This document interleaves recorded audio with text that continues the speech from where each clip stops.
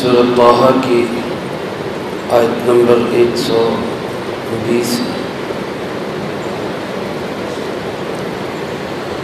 الحمدللہ وکفیٰ، سلام علی عبادہ الذین اصطفیٰ،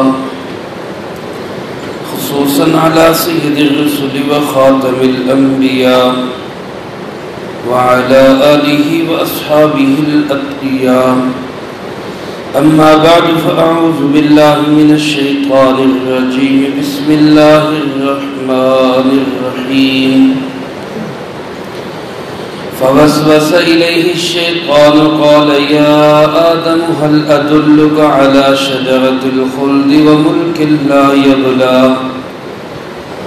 فأكلا منها فبدت لهما سوآتهما وطفقا يخصفان عليهما من ورق الجنة، وعصى آدم ربه فغوى، ثم اجتباه ربه فتاب عليه وهدى، قال اهبطا منها جميعا بعضكم لبعض عدو، فإما يأتينكم مني هدى فمن اتبع هداي فلا يضل ولا يشقى۔ فوسوس إليه الشيطان، وسوسہ ڈالا ان کی طرف شیطان نے۔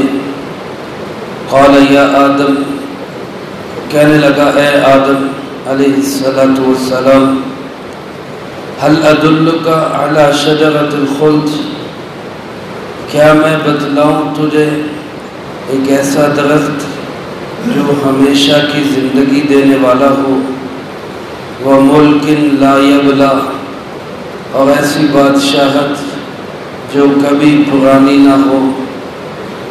فأکلا منہا، پس ان دونوں نے اس درخت سے کھا لیا۔ فبدت لہما سوآتہما، اور ظاہر ہو گئے ان کے جسم کے پوشیدہ حصے۔ وطفقا یخصفان علیہما من ورق الجنہ، اور وہ دونوں شروع ہوئے کہ چھپا رہے تھے ان کو جنت کے پتوں سے۔ وعصى آدم ربہ فغوى، اور بھول ہو گئی آدم علیہ السلام سے اپنے رب کے حکم میں، اور وہ مشقت میں پڑ گیا۔ ثم اجتباہ ربہ، پھر اس کے رب نے اس کو منتخب کیا۔ فتاب علیہ، اور اس کی توبہ کو قبول کیا۔ وہدی، اور اس کی رہنمائی کی۔ قال اہبطا منہا جمیعا، فرمایا اللہ رب العزت نے تم دونوں اتر جاؤ جمیعا اس جنت سے۔ بعضکم لبعض عدو، تم سب ایک دوسرے کے دشمن ہوگے۔ فإما یأتینکم منی ھدی، پھر اگر آئے تمہارے پاس میری طرف سے ہدایت، فمن اتبع ھدای، بس جو شخص میری ہدایت کی پیروی کرے گا، فلا یضل ولا یشقی، نہ وہ گمراہ ہوگا نہ وہ مشقت میں پڑے گا۔ ان آیات مبارکہ میں اللہ رب العالمین نے حضرت سیدنا آدم علی نبینا وعلیہ السلام کی اس لغزش کو تفصیل کے ساتھ بیان فرمایا ہے۔ میرے محترم دوستو، حضرت آدم علیہ السلام سے بھول ہوئی، لغزش ہوئی، کوتاہی ہو گئی، لیکن حضرت حکیم الامت مولانا اشرف علی تھانوی رحمۃ اللہ علیہ نے لکھا ہے کہ انبیاء علیہ السلام کی شان اور ان کا مقام، ان کی عظمت بہت بلند ہے۔ ہمیں یہ حق حاصل نہیں ہے کہ ہم اپنی محفلوں میں یا اپنے تذکروں کے اندر، اپنی بیٹھکوں میں، اپنی گفتگو میں انبیاء علیہ السلام کا تذکرہ کسی کمی کے ساتھ یا کسی عجیب انداز اور لب و لہجے سے یا الفاظ کی بے ادبی اور بے حرمتی کے ساتھ ان کا تذکرہ کریں، بلکہ حضرت نے لکھا ہے کہ انبیاء علیہ السلام کی ایسی لفظشوں کا ہمیں تذکرہ کرنا ہی نہیں چاہیے، سوائے اس کے کہ ہمیں قرآن پاک کے ترجمے کے ضمن میں یا کہیں تفسیر کے ضمن میں اس پہ معمولی سی روشنی ڈالنی پڑے۔ اس کے علاوہ اپنی زبانوں کو ہمیں روک کے رکھنا چاہیے کہ انبیاء علیہ السلام کا مقام، اسی طرح حضرات صحابہ کرام رضی اللہ تعالی مجمعین کی شان وہ بہت بلند۔ حضرت آدم علیہ السلام سے بھول ہوئی، اللہ پاک نے قرآن کریم میں اس کا تذکرہ فرمایا، اسی ضمن میں ہم اس کا تذکرہ کر رہے ہیں۔ اللہ پاک سے معافی مانگتے ہوئے اللہ ہمیں ہر طرح کی بے ادبی سے محفوظ رکھے۔ اللہ پاک ارشاد فرماتے ہیں فوسوس الیہ الشیطان، شیطان نے آدم علیہ السلام کی طرف وسوسہ ڈالا۔ سوال یہ ہوتا ہے کہ جس وقت اس نے یہ وسوسہ اندازی کی تو وہ خود کہاں تھا؟ آیا جنت میں تھا یا جنت سے نکال دیا گیا تھا؟ اور اگر جنت سے نکال دیا گیا تھا تو پھر اس نے جنت سے باہر رہ کے وسوسہ کیسے ڈالا؟ تو بعض مفسرین کرام رحمہم اللہ تو فرماتے ہیں کہ ابھی اس کو جنت سے نکالا نہیں گیا تھا، وہ جنت میں ہی تھا، اس لیے وہاں رہتے ہوئے اور ساتھ رہتے ہوئے اس کے لیے وسوسہ ڈالنا یہ کوئی مشکل نہیں تھا۔ دیگر بعض مفسرین کرام رحمہم اللہ فرماتے ہیں کہ اس کو جنت سے نکال دیا گیا تھا، اور جنت سے نکال دیے جانے کے بعد بھی اس کے لیے وسوسہ اندازی یہ کوئی مشکل نہیں ہے۔ جیسا کہ اب اس وقت شیطان ہمارے ساتھ ہر وقت نہیں، لیکن دور رہتے ہوئے بھی وہ وسوسہ اندازی کر لیتا ہے۔ اسی طرح اس کو یہ پاور وہاں بھی حاصل تھی کہ جنت سے باہر رہتے ہوئے بھی اس نے آدم علیہ السلام کے دل میں وسوسہ اندازی کی کوشش کی۔ اور اس میں بھی علماء فرماتے ہیں کہ اس نے پہلے سیدہ حوا علیہ السلام کو بہکایا، ان کے سامنے قسمیں اٹھائیں۔ سورۃ اعراف میں اللہ پاک ارشاد فرماتے ہیں کہ دونوں کے سامنے قسمیں اٹھاتے ہوئے اس نے یقین دلایا کہ میں تمہارا خیر خواہ ہوں۔ قاسمہما انی لکما لمن الناصحین، قسمیں اٹھا رہے اللہ کی۔ میرے محترم دوستو، جب کوئی انسان اللہ کی قسمیں اٹھائے اور بڑے یقین کے ساتھ اٹھائے تو بڑے سے بڑا آدمی بھی اللہ کے نام کی وجہ سے اس کو یقین کرنا پڑ ہی جاتا ہے، تو نام اللہ کا لے ہے۔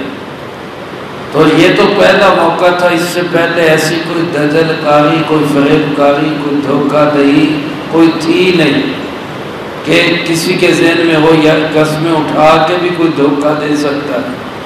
تو اس کی قسموں کی وجہ سے حضرت حوا علیہ السلام اور پھر ان کے بعد حضرت آدم علیہ السلام بھی اس سے متاثر ہو گئے۔ اس لیے علماء نے لکھا ہے کہ نہ تو ہر قسمیں اٹھانے والا سچا ہوتا ہے اور نہ ہی ہر رونے والا سچا ہوتا ہے۔ یہ قسمیں اٹھا رہا ہے لیکن بدترین قسم کا دجال اور فریب کار تھا، اور دوسری طرف یوسف علیہ السلام کے بھائی روتے ہوئے آئے، وجاءوا اباهم عشاء يبكون، روتے ہوئے آئے کہ ہائے ہمارا بھائی جو ہے اس کو بھیڑیا کہا گیا، لیکن وہ رونے والے بھی سچے نہیں تھے بلکہ جھوٹے تھے۔ تو اس لیے اس چیز کو نہیں دیکھنا چاہیے کہ قسمیں کون اٹھا رہا ہے، رو کون رہا ہے، حقائق پہ نظر رکھنی چاہیے کہ حقیقت کیا ہے۔ تو اس نے قسمیں اٹھائی اور اپنے آپ کو خیر خواہ بنا کے پیش کیا اور کہا کیا کہ یہ جو شجرہ ممنوع ہے، جس درخت سے آپ کو روکا گیا ہے کہ نہیں کھانا، یہ اصل میں ایسا درخت ہے کہ جو اس کو کھا لیتا ہے وہ ہمیشہ ہمیشہ اسی جنت کا مالک بن جاتا ہے، اس کی ایسی بادشاہت ہو جاتی ہے جو کبھی ختم نہیں ہوتی، ہمیشہ کی اس کو جو ہے نعمتیں حاصل ہو جاتی ہیں۔ تو لہٰذا آپ کو جو روکا گیا ہے وہ اس لیے کہ آپ کہیں ہمیشہ اس کے مالک نہ بن جاؤ، تو آپ اس کو کھا لو تاکہ ہمیشہ اس کے مالک رہو۔ اور ہمیشہ جنت کے مالک رہنے کا مطلب کیا ہے؟ اللہ کی رضامندی۔ گویا اس نے سامنے یہ پیش کیا کہ ہمیشہ کے لیے اللہ آپ سے راضی ہو جائے گا، کبھی ناراض نہیں ہوگا۔ تو چنانچہ ایسی باتیں، چکنی چپڑی باتیں سن کر یہ حضرات متاثر ہو گئے، اور اس نے کہا یہ کہ علی شجرۃ الخلد، میں آپ کو بتلاتا ہوں ایک ایسا درخت جو خلد کا درخت ہے، ہمیشہ کی زندگی کا درخت ہے، وَمُلْكٍ لَا يَبْلَى، اور ایسی بادشاہت کا درخت ہے جو کبھی بوسیدہ نہیں ہو، کبھی ختم نہیں ہو۔ میرے محترم دوستو، دنیا کے اندر بڑی بڑی بادشاہتیں آئیں، نمرود، فرعون، ایرانی، کلدانی، کسریٰ، قیصر، اور بڑی بڑی بادشاہتیں، لیکن آپ حضرات جانتے ہیں کہ سدا بادشاہی قائم و دائم ہے ہمیشہ کس کی؟ اللہ رب العالمین۔ باقی کسی کی بادشاہی سدا نہیں۔ ہمارے ماضی قریب میں برطانیہ، جس کو گریٹ بریٹن کہا جاتا تھا، اور لوگ کہتے تھے کہ اتنی بڑی سلطنت ہے جس میں سورج ڈوبتا ہی نہیں، اسی کی سلطنت میں ڈوب رہے، اسی کی سلطنت میں طلوع ہو رہا ہے۔ آج اس برطانیہ کی، اس عظیم برطانیہ کی صورتحال کیا ہے کہ وہ ایک چھوٹے سے جزیرے میں سمٹا ہوا، ہمیشہ بادشاہی، سدا بادشاہی اور سدا حکم اور عروج کس کے پاس ہے؟ وہ اللہ رب العالمین کے پاس ہے۔ اس لیے ایک ڈھلتی چھاؤں ہے۔ آج کے بادشاہوں کو اس سے عبرت حاصل کرنی چاہیے کہ یہ کبھی بھی کسی کے پاس ہمیشہ نہ رہی ہے نہ رہے گی۔ تو اس شیطان نے اسی بات سے وسوسہ ڈالا کہ جناب ہمیشہ کی بادشاہ، کبھی نہ ختم ہونے والی بادشاہ، فَأَكَلَ مِنْهَا، دونوں اس سے کھا گئے۔ پہلے حضرت حوا علیہ السلام نے کھایا، کچھ نہیں ہوا، انہوں نے کھایا، کوئی عذاب نہیں نازل ہوا، انہوں نے کھایا، کوئی مصیبت نہیں پڑی، کچھ نہیں ہوا۔ تو انہوں نے آدم علیہ السلام سے بھی کہا بھئی آپ بھی کھا لو۔ اب ظاہر ہے جیسے دنیا کے اندر بعض اوقات ہم سے گناہ ہوتے ہیں، تو ہم گناہ کر کے ہم دیکھتے ہیں کہ اللہ کی طرف سے کوئی پکڑ نہیں ہے، اللہ کی ذات تو رحیم و کریم ذات ہے، فوراً تو پکڑتی نہیں۔ اللہ پاک تو خود فرماتے ہیں لَوْ يُؤَاخِذُهُمُ اللَّهُ بِمَا كَسَبُوا مَا تَرَكَ عَلَى ظَهْرِهَا مِن دَابَّةٍ، اگر میں انسانوں کے ہر گناہ پہ فوری پکڑ شروع کر دوں تو فرمایا زمین پہ ایک بھی چلنے پھرنے والا نظر نہ آئے۔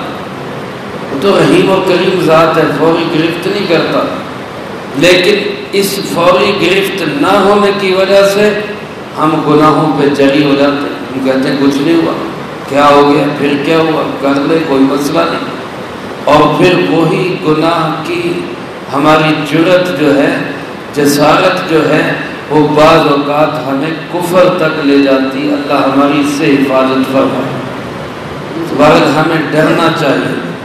حوا علیہ السلام نے کھایا، کچھ نہیں ہوا، جیسے ہی آدم علیہ السلام نے اس شجرہ ممنوعہ کو کھایا، جس کو روکنا چاہیے تھا وہی کھا گیا، تو فَبَدَتْ لَهُمَا سَوْآتُهُمَا، سب سے پہلا اثر اس کا یہ ہوا کہ جنت کا لباس چھن گیا، جنت کا لباس چھن گیا۔ فَبَدَتْ لَهُمَا سَوْآتُهُمَا، ان کی سوآت کا لغوی معنی ہے برائی، بری چیز، اور مراد یہاں پہ ان کے جسم کے چھپانے والے حصے، مستور حصے، وہ بھی کھل گئے۔ اب ظاہر ہے یہ ایک ایسی چیز ہے جس کو ہر سمجھدار اور ہر دانہ بینا آدمی اس کو برائی سمجھتا ہے کہ میرے چھپانے والے حصے کسی کے سامنے کھلیں، اس کو ہر آدمی برا سمجھتا ہے۔ ضمیر اس کے اندر ہو صحیح، شریف آدمی ہو صحیح، چاہے وہ مسلمان ہو چاہے کافر ہو، چاہے اس کا تعلق کسی قبیلے سے ہو، بلکہ آپ نے شاید تصاویر میں دیکھا ہوگا کہ وحشی جنگلی لوگ بھی وہ پتوں کے ساتھ اپنے جسم کے حصوں کو چھپا کے رکھتے ہیں۔ ان کے اندر بھی اتنی شرم و حیا ہوتی ہے کہ وہ اپنے جسم کے ان حصوں کو ظاہر کرنا اپنے لیے برائی اور عیب سمجھتے ہیں، برا سمجھتے ہیں۔ ان حضرات کے بھی جب یہ جسم کے حصے کھلے اور ایک دوسرے پہ نظر پڑی تو وَتَفِقَا يَخْصِفَانِ عَلَيْهِمَا مِنْ وَرَقِ الْجَنَّةِ، جنت کے پتے ڈال کر اپنے جسموں کو چھپانے لگے۔ شرم و حیا اور جسم کا چھپانا یہ انسانی فطرت کا تقاضا ہے۔ دین کا حکم تو ہے، ہمارے شریعت اسلامیہ کے اندر عورت کا مکمل بدن ستر میں داخل ہے، سوائے چہرے ہاتھ اور پاؤں کے مکمل ستر ہے۔ لیکن یاد رکھیں ستر کا معنی یہ ہے کہ یہ ایسا حصہ ہے چہرہ ہاتھ اور پاؤں جو محرم کے سامنے کھولا جا سکتا ہے، محرم کے سامنے کھولا جا سکتا ہے۔ یہ مطلب نہیں کہ چہرے کا پردہ نہیں ہے یا ہاتھ اور پاؤں کا پردہ نہیں ہے یا غیر محرموں کے سامنے بھی ان کو کھولا جا سکتا ہے۔ علماء نے لکھا ہے کہ فتنے کے دور میں عورت کے لیے ہاتھوں اور پاؤں کا چھپانا بھی ضروری ہے۔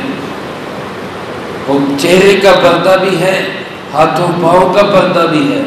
ستر میں نہ ہونے کا مطلب یہ ہے کہ محرم لوگوں کے سامنے اس کو کھولا جا سکتا ہے۔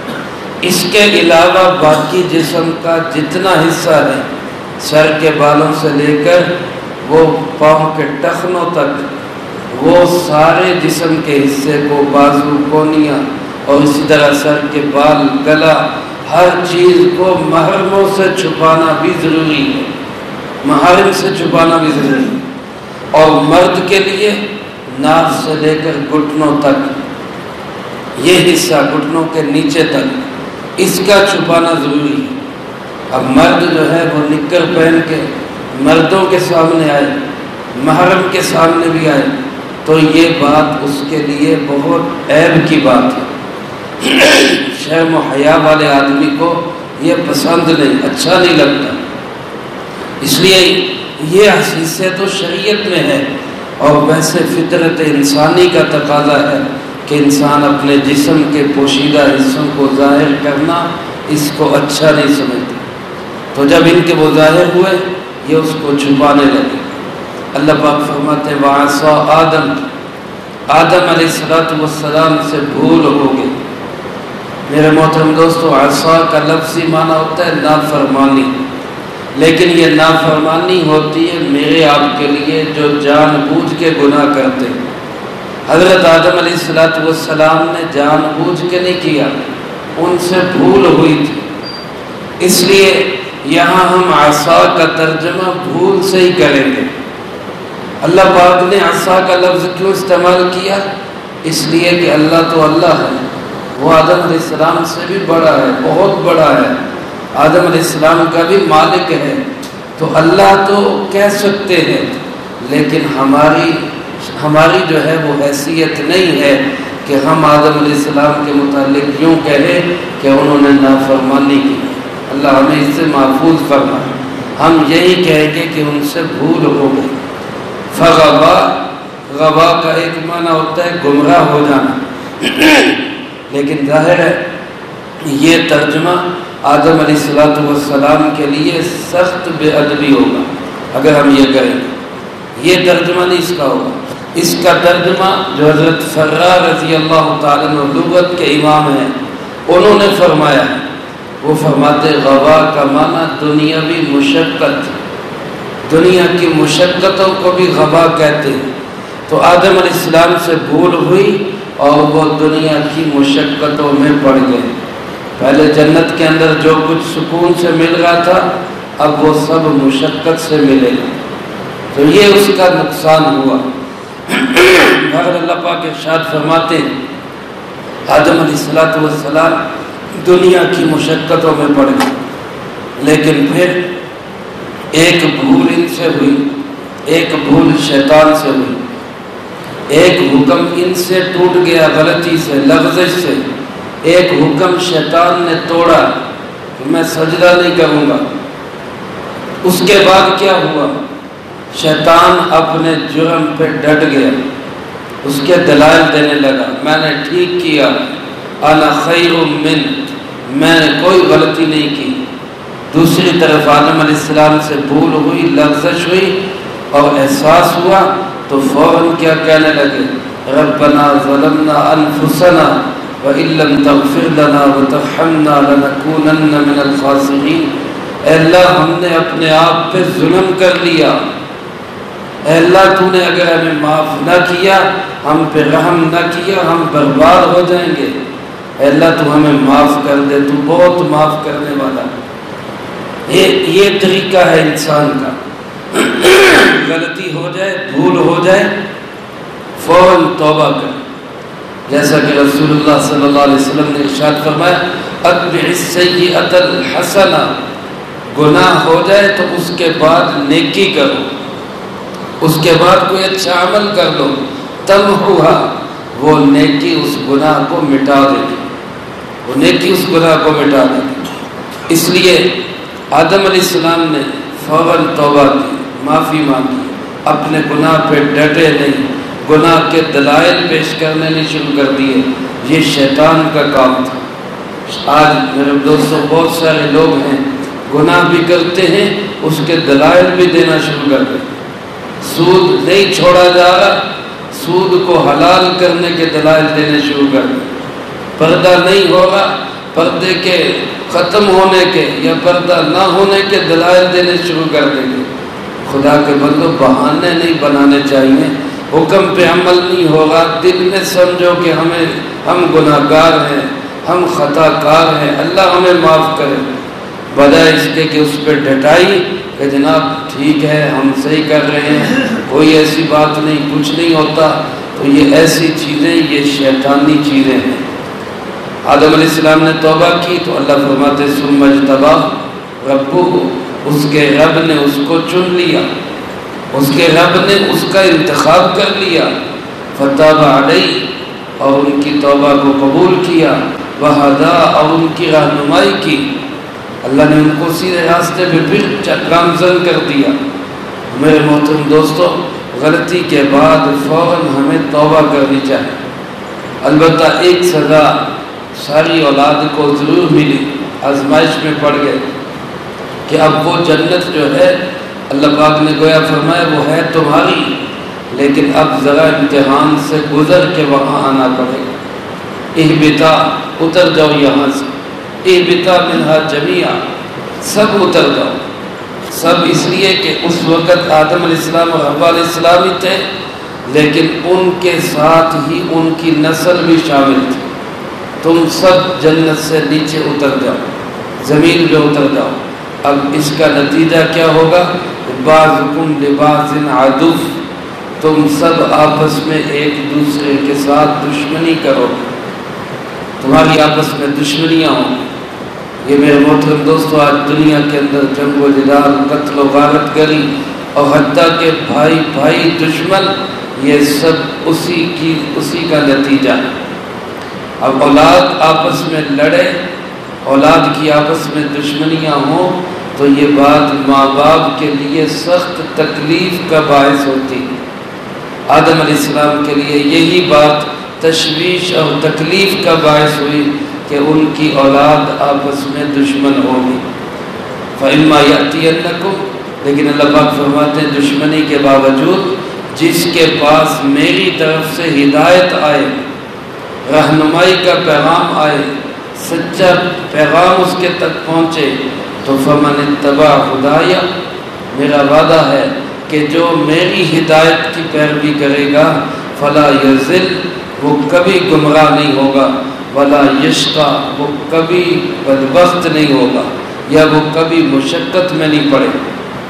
اور اس کے برخلاف جس نے ہدایت کے پیغام سے منہ موڑا تو اس کا انجام کیا ہوگا، اس کا تذکرہ اللہ پاک نے اگلی آیات میں کیا ہے، وہ انشاءاللہ اگلی فرصت میں آئے گا۔ اللہ رب العالمین سے درخواست ہے اللہ پاک ہمیں شیطانی مکر و فریب سے محفوظ رکھے، اور اللہ پاک ہم سب کو اپنی ہدایت کی اتباع کی توفیق نصیب فرمائے، جو کہا سنا اس کو زندگی میں لا کے دوسروں تک پہنچانے کی توفیق عطا فرمائے۔ اللہم انت السلام ومنک السلام تبارک ربنا وتعالیت یا ذا الجلال والاکرام۔ اللہم اعنا علی ذکرک وشکرک وحسن عبادتک۔ اللہم احسن عاقبتنا فی الامور کلها واجرنا من خزي الدنيا وعذاب الآخرة۔ اللهم باقية كباقية الوليد، اللهم استر عوراتنا وآمن روعاتنا، اللهم إنا نجعلك في نحورهم ونعوذ بك من شرورهم، اللهم اكفنا بحلالك عن حرامك وأغننا بفضلك عمن سواك، اللهم اكفنا كل مهم من حيث شئت ومن أين شئت، أذهب البأس رب الناس واشف أنت شافي لا شفاء إلا شفاءك شفاء لا يغادر سقما۔ ہمارے محترم حاجی عباس صاحب بیمار ہیں، ان کے لیے دعا فرمائے، اللہ ان کو صحت و تندرستی عطا فرمائے، اللہ ہر بیمار کو ہر بیماری سے شفا عطا فرمائے، یا اللہ ہر ایک کو تندرستی اور صحت نصیب فرمائے۔ محترم حاجی عباس صاحب کو صحت و تندرستی عطا فرمائے، ان کا سایہ تادیر عافیت کے ساتھ سلامتی کے ساتھ اپنے بچوں میں قائم و دائم فرما۔ اللہ ہم سب کو صحت و تندرستی عطا فرما۔ ربنا تقبل منا انك انت السميع العليم وتب علينا انك انت التواب الرحيم۔ صلی اللہ علی النبی الکریم وعلى آلہ واصحابہ اجمعین برحمتک یا